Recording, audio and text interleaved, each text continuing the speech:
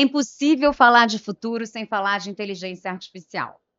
E que tal conhecer a história por trás de quem é pioneira nessa tecnologia e está transformando o cuidado clínico na prática médica? Meu nome é Lígia Lawande, sou gastropediatra e uma das professoras aqui da AFIA, e eu estou acompanhada da Daiane.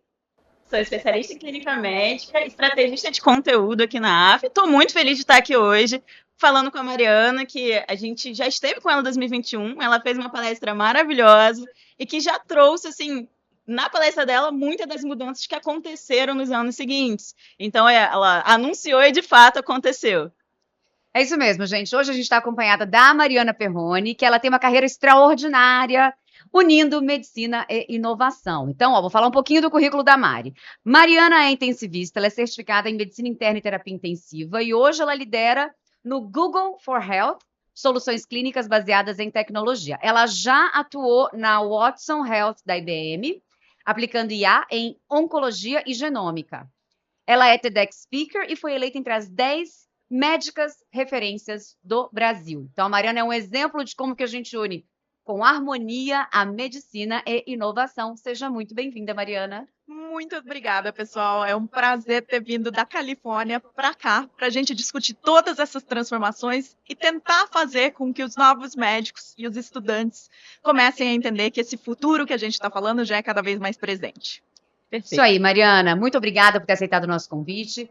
E antes de começar a falar sobre inteligência artificial, me conta um pouquinho como é que foi o início da sua carreira, como é que você chegou aonde você está hoje? É engraçado que todo mundo me pergunta isso, né? Imaginando, você devia ser aquela pessoa que era apaixonada por computador, por tecnologia, por máquina. Aquela super nerd. E não foi nada disso, na verdade, porque a minha carreira ela começou de um jeito absolutamente tradicional, como a imensa maioria de nós. Porque eu fiz os meus 6 anos de faculdade, eu fiz 2 anos de residência em clínica médica. Na época eu queria fazer endocrinologia. Na clínica médica eu entendi que eu tinha um amor pela terapia intensiva. Só que essa virada para a tecnologia, ela acabou acontecendo muito mais pelas coisas que eu fui encontrando no meu caminho e por uma percepção de que na medicina, às vezes, parecia que a gente estava dirigindo, olhando para o retrovisor, esperando os problemas acontecerem, para a gente realmente entrar na vida da pessoa e nas jornadas delas. E daí foi quando eu comecei a me perguntar assim, poxa, será que com ferramentas melhores e um melhor uso de dados, a gente não consegue mudar um pouquinho desse cenário, de parar de dirigir olhando para o retrovisor e começar a dirigir olhando para frente, antecipando os problemas? E foi um pouquinho disso. Entendi. Teve algum momento, alguma experiência específica, assim, que moldaram essa sua forma de enxergar a medicina? Teve alguns, porque quando eu comecei a minha carreira de intensivista propriamente dita, as pessoas me falavam, nossa, intensivista, né? Imagino que você veja aqueles casos super complexos, aqueles transplantes, aqueles super acidentes, super desafiadores, né? Os pós-operatórios super complexos. Só que, na realidade, uma das coisas que me surpreenderam foi que a cada plantão que eu dava, 80% dos pacientes que estavam na UTI estavam lá por complicações de doenças crônicas. Um AVC, um infarto ou as complicações da progressão de um câncer. Então, eram coisas que, teoricamente, poderiam ter sido preveníveis se a gente olhasse a vida deles como um todo, né? E foi aí que eu comecei a pensar, poxa, é um privilégio estar aqui apoiando esses pacientes. Mas será que não parece que a gente está começando a chegar num momento que a gente está apagando incêndio quando a gente devia estar prevenindo ele? Esse foi um deles, tá? O outro foi quando, na verdade, quando eu penso na minha carreira, eu atuei na prática assistencial propriamente dita em diversos cenários. Em hospital pequeno, em hospital grande, hospital do interior, hospital da capital e até no exterior, no Haiti, em um hospital de campanha depois do terremoto de 2010. E quando eu estava no Haiti, eu tive esse momento ahá, que foi quando a chave virou completamente para mim. Eu estava no fim da minha residência de UTI, eu fui para lá, e o que eu percebi? Que eu podia estar na UTI de um hospital de ponta, atendendo os pacientes, ou no Haiti, que eu estava fazendo uma medicina parecida. Óbvio que em contextos completamente diferentes, né? Mas uma medicina que ela é episódica, que a gente cuida das pessoas só quando elas estão doentes, que ela é reativa só depois que elas estão doentes, que a gente entra em cena, e que ela é tamanho único. A gente pensa no que funciona para a maioria das pessoas, ao invés de focar no que seria ideal para Sim. cada uma delas, né? E tem até estudos que mostram que quando a gente pensa em todos os fatores que influenciam a saúde e o bem-estar de uma pessoa, o cuidado clínico, aquela coisa que a gente vê, né, da anamnese, exame físico, exame laboratorial, exame de imagem, que acontece dentro do hospital e do consultório, corresponde só a 20% dos fatores que influenciam a saúde e o bem-estar de uma pessoa. Porque ela deixa de lado os 80% restantes, que são o quê? Os determinantes sociais da saúde. O ambiente onde elas vivem, a realidade socioeconômica, e os hábitos, escolhas e comportamentos do dia a dia, né? Então, foi aí que eu comecei a pensar, mas, poxa, a gente fazendo esse esforço todo para focar em 20%, e se a gente conseguisse ver cada pessoa como única, incorporar esses dados que são importantes também, né? Porque a saúde, ela não acontece só dentro do hospital e do consultório. Ela acontece nos outros 364 dias do ano, né? Só que o problema é que isso é muito dado, né? Então, só com a nossa cabeça não é hardware suficiente para processar isso tudo.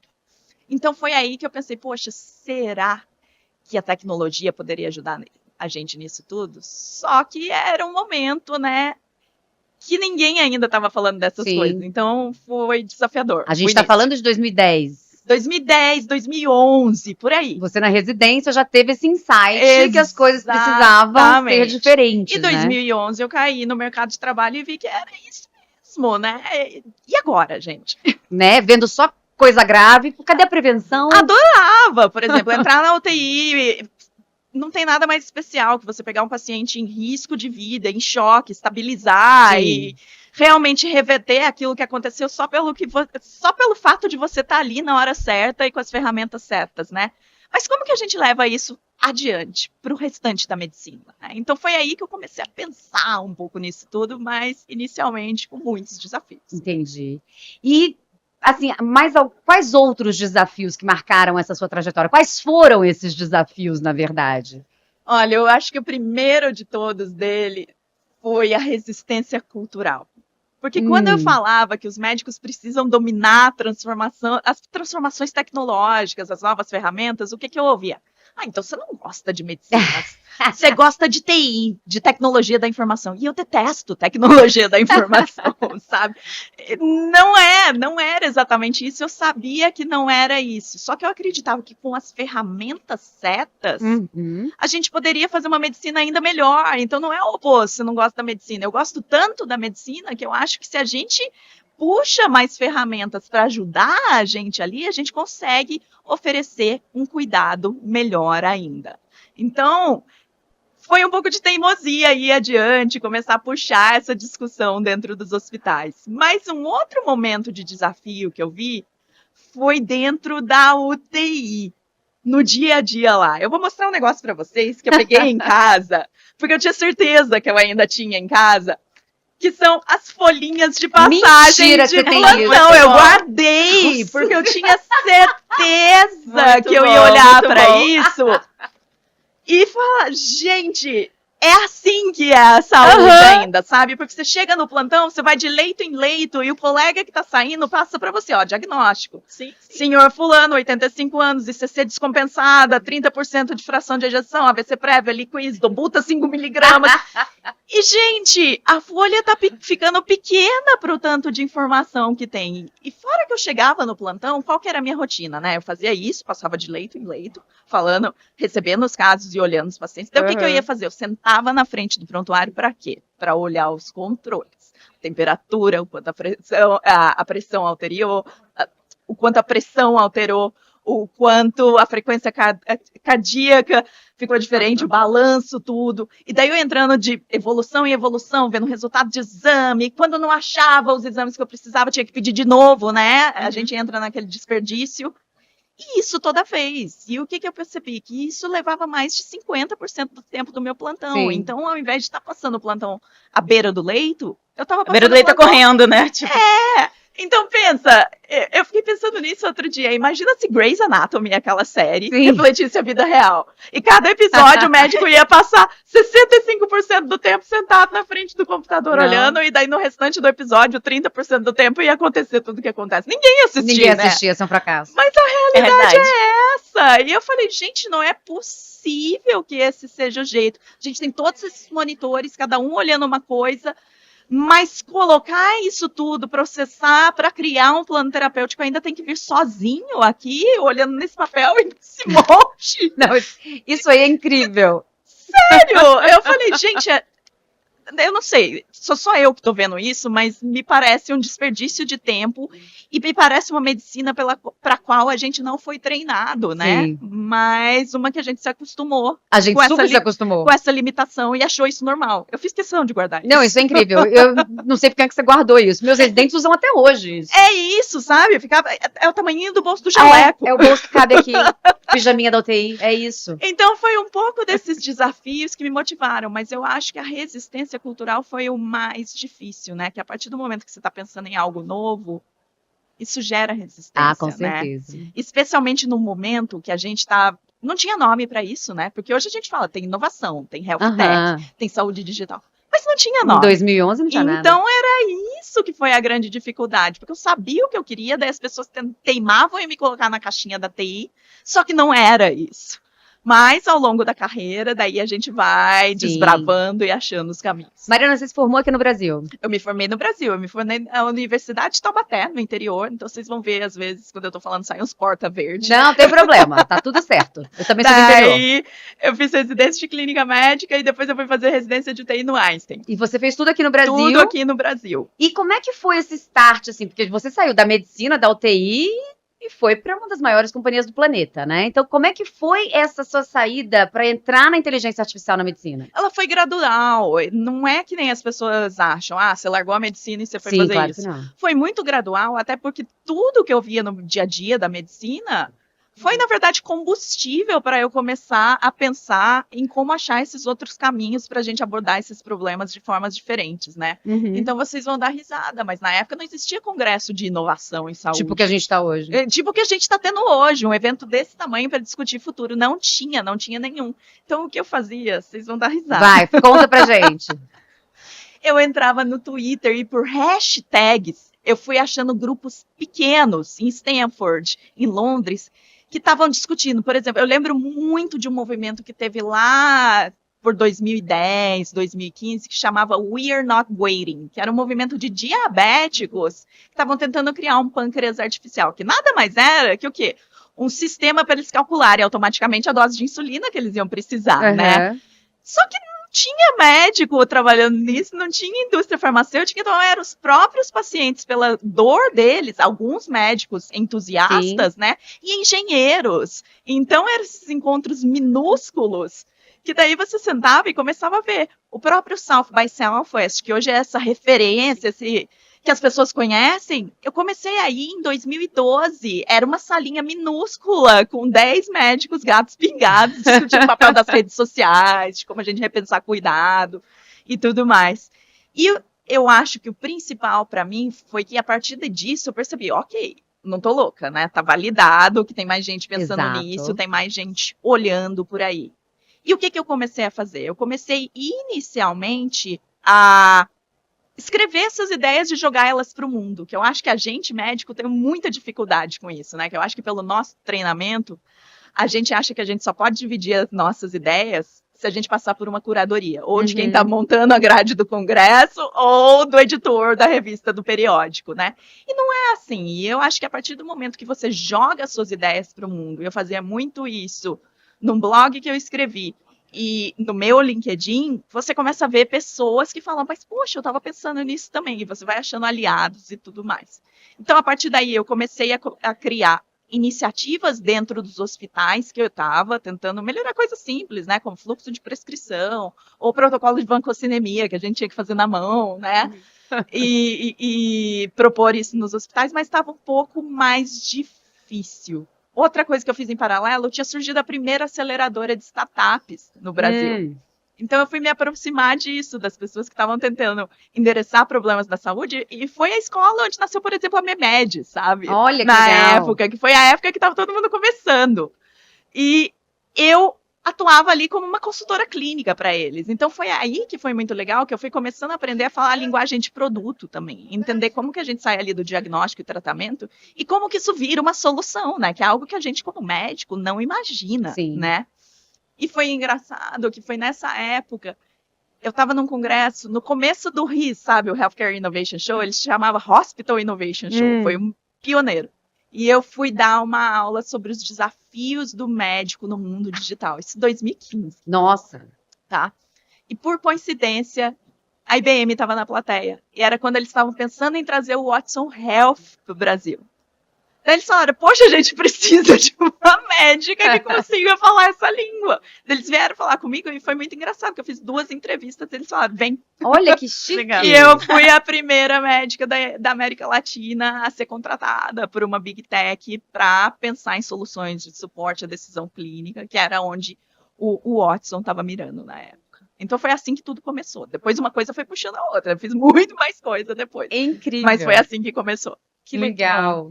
Muito bom. Em suas palestras, assim, eu lembro que, acho que eu assisti lá atrás, você já falava muito de IA, e a IA já veio com muita força, antes dela ser, de fato, estar na realidade Sim. do médico brasileiro. E hoje a gente já vê aí a IA participando de muitas etapas do nosso trabalho, do nosso dia a dia, da nossa rotina.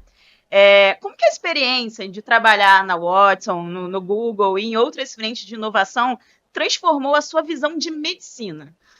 Eu acho que o principal que aconteceu para mim foi essa comprovação de que com a saúde ela já é repleta de pessoas brilhantes e que se importam e que querem fazer a coisa certa, né? Só que com as ferramentas certas, o extraordinário pode acontecer. Então, quando eu estava no Watson, eu tive o privilégio de trabalhar com algumas das mentes mais brilhantes no mundo que estavam começando a pensar isso. Na época nem era IA como a gente tem hoje, né? Era muito mais machine learning.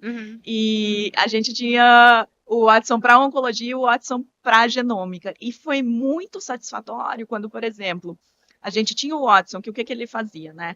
Ele cruzava todos os dados do prontuário do paciente com o PubMed. Era simples. E os guidelines de especialidade.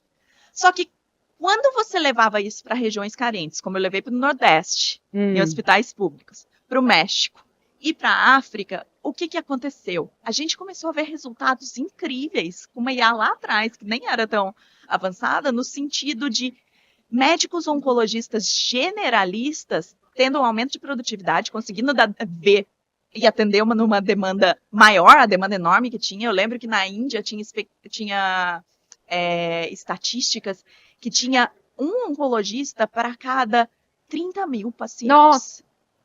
Na China. E o que acontecia? A partir do momento que eles tinham essa solução de suporte à decisão clínica, é o mesmo médico que está vendo, né? Câncer de próstata de manhã, câncer de mama na hora do almoço, câncer gástrico à tarde. Então é difícil se manter atualizado, né? Tinha até estatísticas na época que para um oncologista especialista se manter atualizado, ele precisaria estudar 167 horas por semana. Mais que 20 horas por dia. Não dá. Possível. Não tem condição. E o que a gente começou a ver, né? Que com essas ferramentas, além deles escolherem os regimes terapêuticos, eles tinham o acesso ao dado certo na hora certa, mais indicados no momento certo, a gente começou a ver também redução de admissão na UTI por complicações de tratamentos que talvez não fossem os mais ideais para aqueles pacientes. Então foi aí que foi a minha comprovação, sabe, gente, que com essas ferramentas superpoderosas, você estava mudando o mundo. A gente realmente traz a medicina e torna ela mais humana no sentido de você trazer um cuidado melhor para quem mais precisa, independente de onde essas pessoas estejam. Não era ali num cancer center, era uma clínica pequena nos lugares que precisavam mais ainda. Então foi aí que mudou, que eu falei que a gente precisa dessas ferramentas do mesmo jeito que a gente lida com o estetoscópio, né? Sim. É mais uma no nosso arsenal terapêutico.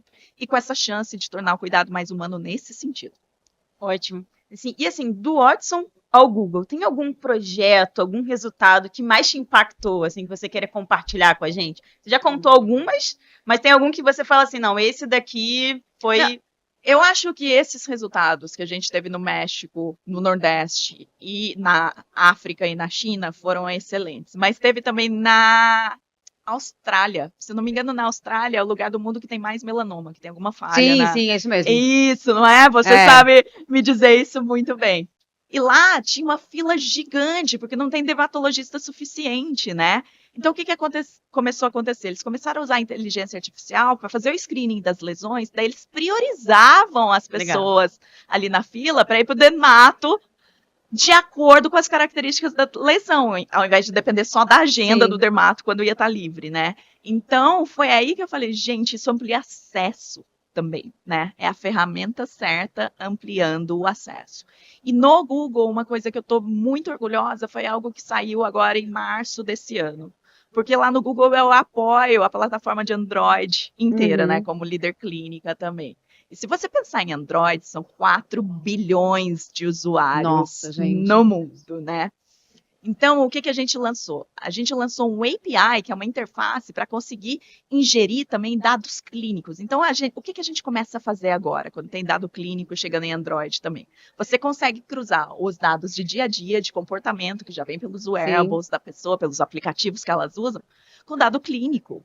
Então, você começa a abrir a caixa preta da medicina para entender cada pessoa como única e o que influencia a saúde e o bem-estar delas e começar a criar essas soluções que ajudam as pessoas a serem mais saudáveis, por exemplo. Mas isso é aberto para todo mundo, porque imagina que você é um aplicativo de exercício físico. Na hora de você sugerir um plano de exercício físico, idealmente, você vai precisar de dados de nutrição para saber como essa pessoa está comendo, para saber como ela está dormindo, né?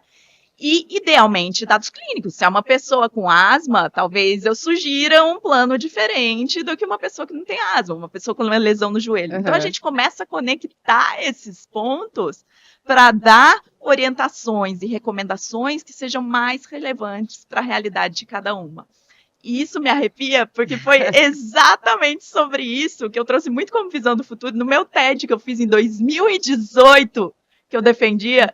E é exatamente no que eu trabalho hoje. Olha que incrível. Muito bom. E no Google eu tive essa oportunidade, né? Que eu brinco que eu sou uma bilionária. Não no sentido de salário, não óbvio, financeiramente, mas que eu atuo em projetos que influenciam a saúde de bilhões de pessoas. E eu acho que essa que é a nova definição do bilionário no mundo, né? Não é o que faz $1 bilhão, mas é o que atua de maneira a impactar até mais de 1 bilhão de pessoas. Sim, você consegue individualizar para esses bilhões de pessoas. Que é algo que, por mais que eu ame a prática assistencial e não ter nada mais especial que ajudar uma pessoa ali, essa escala eu não consigo, né? Então, você criar coisas que vão apoiar, inclusive, a melhorar a saúde desse contingente todo de pessoas é muito especial.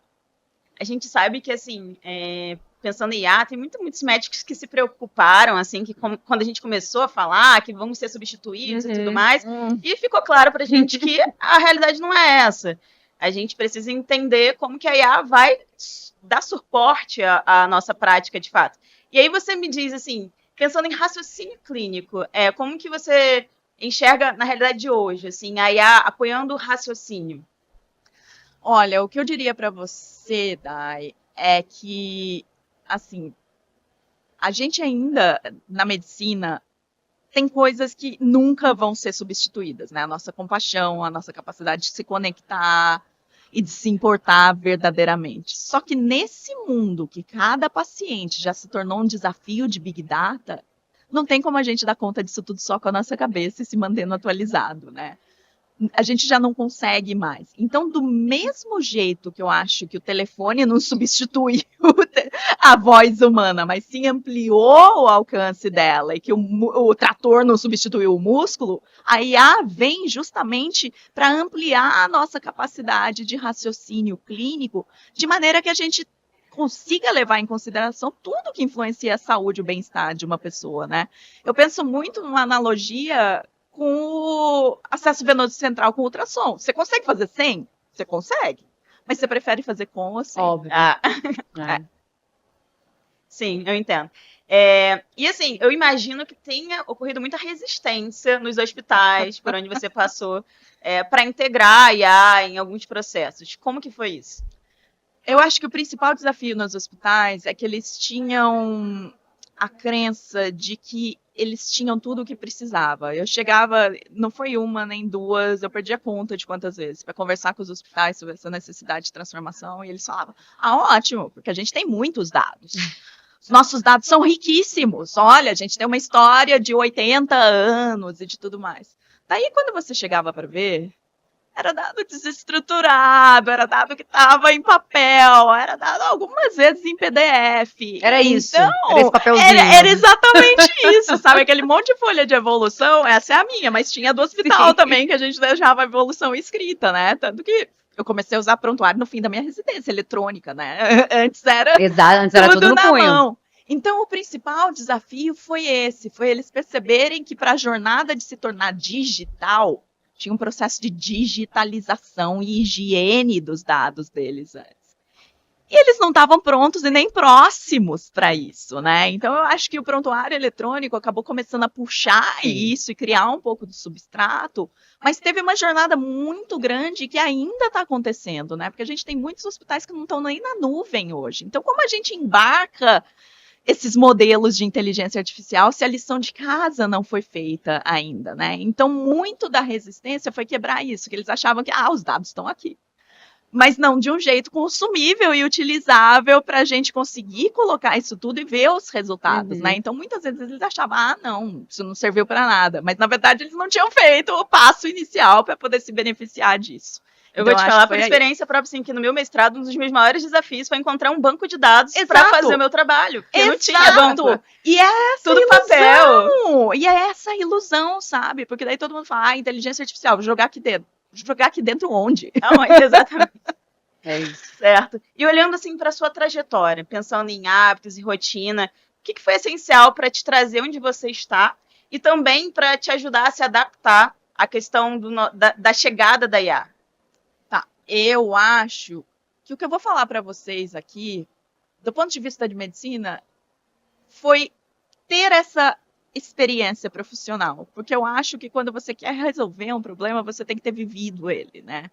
Então, eu acho que a gente que teve a prática assistencial, a gente chega muito mais preparado para conseguir falar essa língua da realidade da saúde. Que quando a gente entra na tecnologia, a gente se torna grandes tradutores, se você pensar, né? Porque você tem que trazer para os times de tecnologia, de engenharia e de product managers o conhecimento da realidade da saúde, mas ao mesmo tempo você tem que levar para a saúde isso tudo que está acontecendo de uma forma palatável. Então, se você conhece os desafios do dia a dia, você consegue conectar e fazer essa ponte de uma maneira muito melhor. Mas eu acho que as coisas que mais fizeram diferença para mim, e eu estava pensando nisso outro dia, foi saber falar inglês. Porque não dá para esperar a tradução do livro, a tradução do artigo. E hoje em dia isso é até mais fácil, né? Porque a gente tem a própria inteligência artificial ajudando a gente com isso, né? E não tinha. Lá atrás tinha no máximo um Google Translate rudimentar quando tinha, né?